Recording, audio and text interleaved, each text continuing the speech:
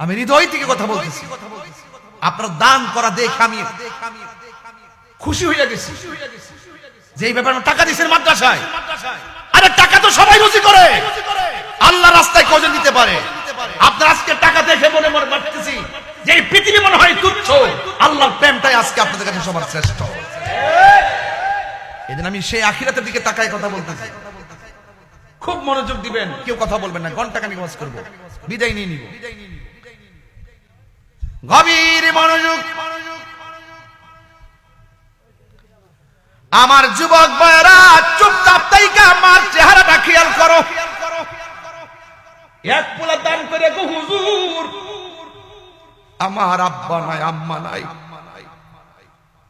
তার বাপ মারা যদি বাচ্চা থাকতো আজকে কত খুশি হইতো। ও যুবক, চিন্তা করিস না রে ভাই, এই দানের উসিলায় মনে হইতে পারে তোমার মা কবরে হাসতেছে, এমন হইতে পারে আজকের দানের কারণে।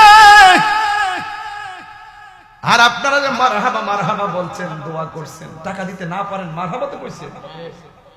আজকের পুরা মজলিসটার দোয়া আপনাদের আপনজনদের কবরে নূরের বাতি জ্বলতে পারে কি পারে না?